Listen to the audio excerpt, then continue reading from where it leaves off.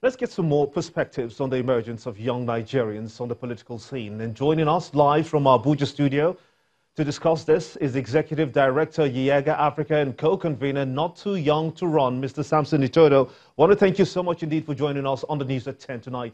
I'm sure you've been following up on the developments on the political scene as well, especially regarding the emergence of these people, young they are. How does that make you feel? I think Nigerians and Nigerian youth alike celebrate the fact that there's a new wave of young, competent leaders who are occupying public offices, particularly speakers of State House of Assemblies. It's a new dawn.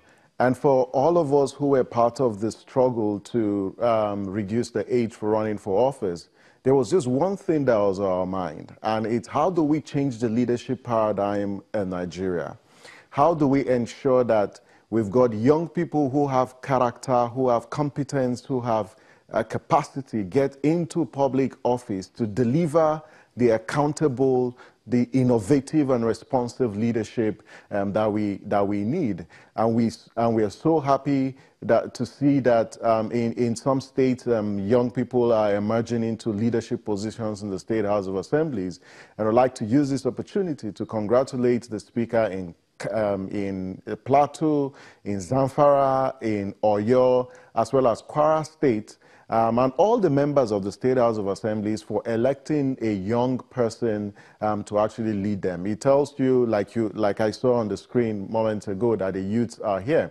But it's placed a huge burden. And when we say that we want a new leadership paradigm, we don't mean that we just want young people to get into office because they are young.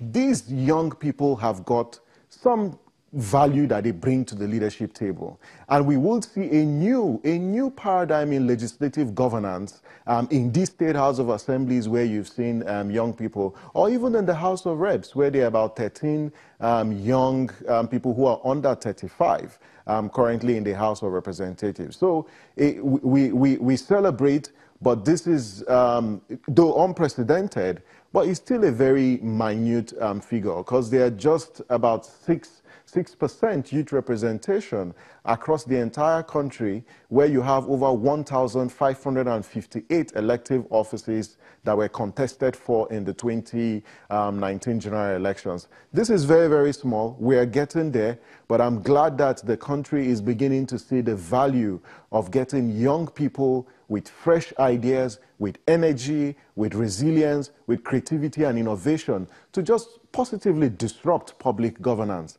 And these young people, we hope and believe, will change the business of public leadership or public governance that doesn't prioritize performance and results as a driving philosophy if I may comment, of leadership. Mr. Itodo, my apologies. Is there a strategy to ensure that these young people in these various assemblies and other positions, as you have mentioned, end up defeating the participation of more, by way of encouraging more participation of more young people in government? Do you see that happening? Yeah, you see, we are very concerned. There's a lot of pressure, and since they are emergent, because these young people who are in leadership position today have that generational burden of performing, because they will, how they perform, it will inform or impact on the number of young people that are given more opportunities to actually run for public office. And that's why when we hosted the Convergence 1 and the Convergence 2 a couple of weeks ago, where we brought 300 young elected officials, we brought them together in Abuja for 2 days and talking about how to demonstrate leadership and how to ensure effective constituency engagement and preparing them for leadership. We are very, very optimistic that these new leaders that have emerged are going to perform, and they will change the business of public governance or legislation. But more importantly, there are support structures that we have in place to support them to succeed. All the speakers of the State House of Assembly are going to get direct support from us and capacity building, exposure, peer learning. We're designing a legislative peer review mechanism that will inspire competition within them as a way of enhancing and boosting performance. We're also going to be ensuring that we provide support to stimulate or catalyze a consistent engagement between these young legislators and their constituents. But more importantly, we have expressed and I've spoken to virtually all of them, and I've told them that this is an opportunity that they have to prove to Nigeria that young people can provide that kind of leadership that we need. And okay, for Simon, us as a people, Samson, just before I let you go, and accountable and transparent leadership. My apologies, just before we let you go, we have less number of women in the 9th National and State Assemblies than was the case in the 8th Assembly. How do you think that the women can push for more representation going forward?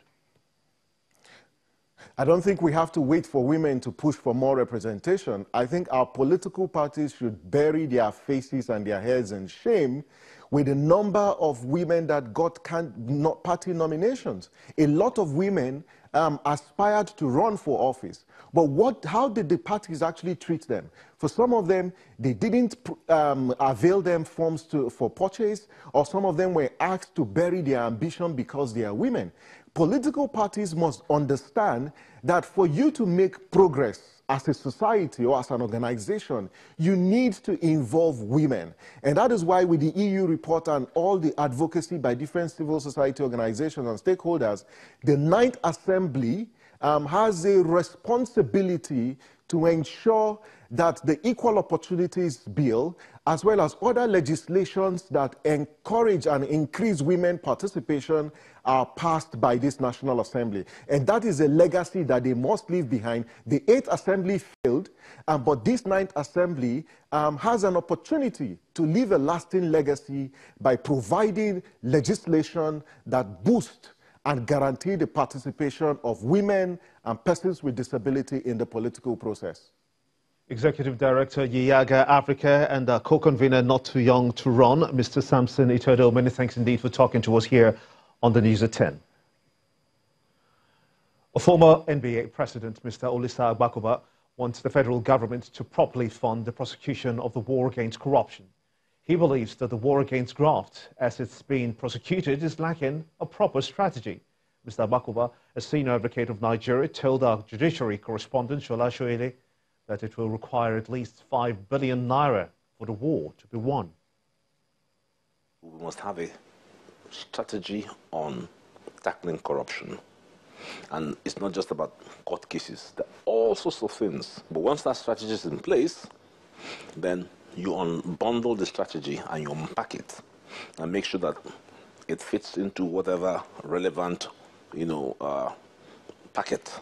So for the judicial arm and prosecution, the government has to fund corruption cases. I expect the government to put down at least 5 billion naira. You just can't pay lawyers 30,000 naira and expect that they'll fight corruption cases for you. You must fund prosecution. It's key. It's beyond the Ministry of Justice. They need outside assistance.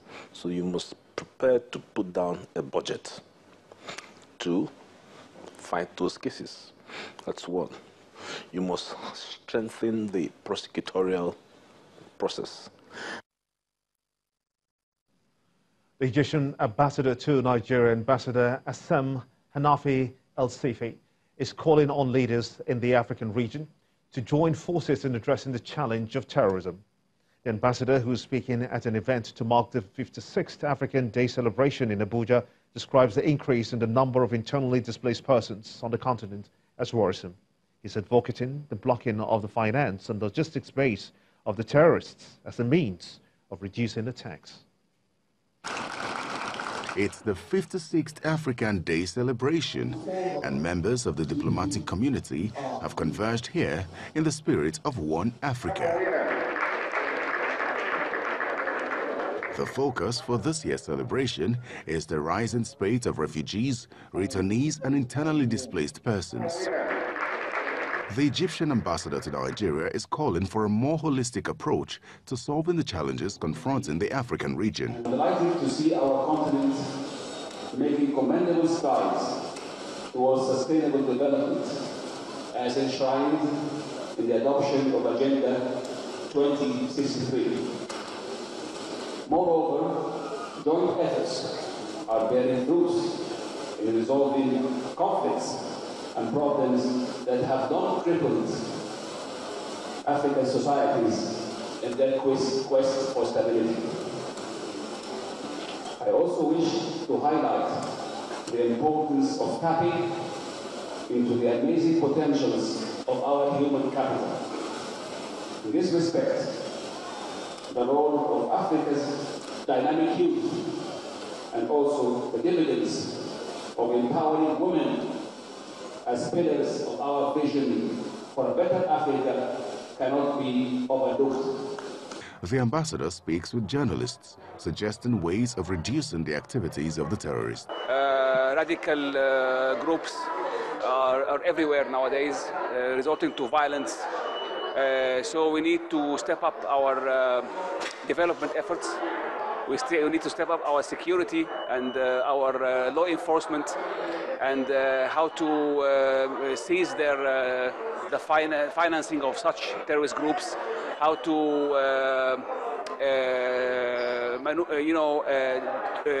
capture their logistics and their armament supply, how we can combat the radical narrative, religious narrative, which is fueling the fire of this youth, and of course ensure a better future for all, to remove all the state of despair and depression that some people resort to. No doubt, the activities of terrorists is causing hardship to many.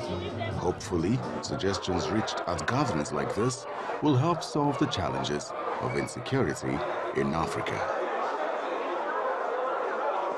When the news at 10 returns, delegates approve capital increase for the Africa Development Bank to accelerate regional integration. This continent's financial body ends meeting in Equatorial Guinea. That's some business news. One.